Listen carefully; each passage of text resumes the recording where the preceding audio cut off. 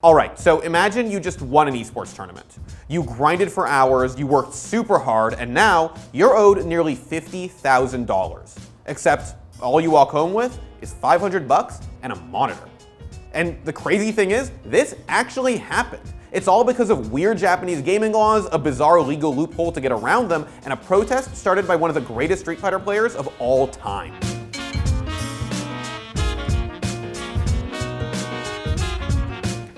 Alright, let's start at the beginning. Way back in 2017, a group called the Japanese Esports Union, or JESU, was formed, with the goal of promoting and growing esports. And one of their main promises was that they were going to raise the amount of prize money Japanese esports tournaments could offer. See, Japanese gambling laws are really strict. So strict, in fact, that many lawyers believe that esports would be considered gambling under those insane laws. For example, the $5 entry fee you might pay to play in a Street Fighter or Smash tournament, apparently Japanese law might consider that betting on a sporting event, which is illegal. Yeah, it's messed up. Anyway, those same laws limit how much money you're allowed to offer as a prize for an esports or gambling event.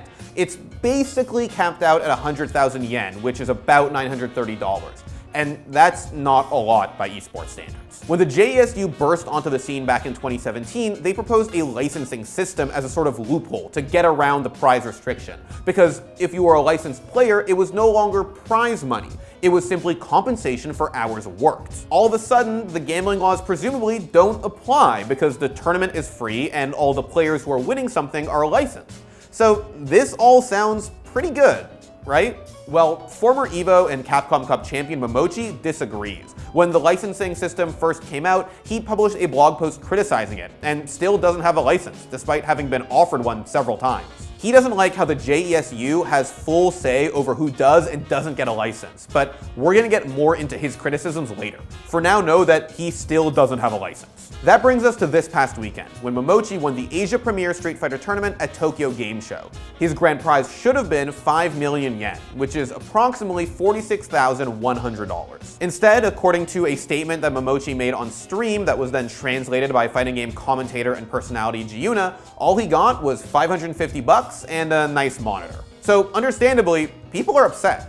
Why didn't Momochi get his prize money? Well, again, it's because he doesn't have a license, and this is when we get back to his criticisms. In that blog post, he said that it's not that he's against licensing in general, it's that he's not so sure about the JESU, who are an unelected, non-government affiliated entity getting final say over who is and isn't an esports pro. See, the JESU does reserve the right to deny a license to anyone. On top of that, they only give out licenses for certain games, leaving some games like Smash, Rainbow Six, and even League of Legends out of the system. For the last couple of years, the JESU has basically given a license to whoever they want to. On top of that, they also give licenses to whoever places in the money at a Street Fighter event in Japan. But what about everybody who doesn't make top 8? Aren't they still esports pros?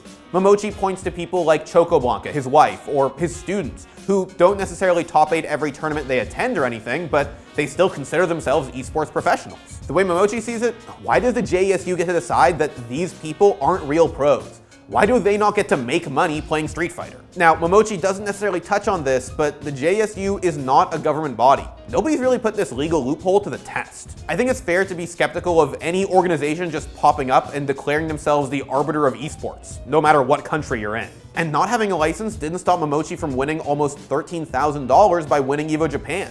Now, Evo Japan tries to get around the gambling laws by allowing everybody to enter for free, but still, it's an esports event in Japan. Doesn't the licensing thing have to come into play? Meanwhile, Yua, a middle school student who won a 5 million yen Puzzle and Dragons tournament, didn't see a cent of the prize pool. That's because the JESU only gives players between 13 and 15 junior licenses, which prevent their holders from collecting any prize money at all. Alright, this isn't just my wild attack on the JESU. There is absolutely another side to this. While they are an unelected body, they have been doing their thing for a few years now, and people are getting paid. Their system is working. And sure, it's not great that an organization that isn't necessarily connected to the Japanese fighting game scene is able to decide who does and doesn't deserve to earn prize money. But I suppose it's good that at least someone out there is earning their due. A couple of years ago, nobody was getting any money. There was a Smash tournament where the winner once won a couple of bags of rice. I think there was a tournament where somebody won a year's supply of instant ramen. I don't know about you, but I'll take cash over cup noodles any day. On the other hand, we have the JESU, who are trying to make things better for esports players in Japan, but maybe aren't going about it in the best way possible. Personally, I respect Momochi for standing his ground. but I also understand why some of his peers have taken the licenses. Getting paid is pretty nice. There is one thing I have a pretty strong stance against though.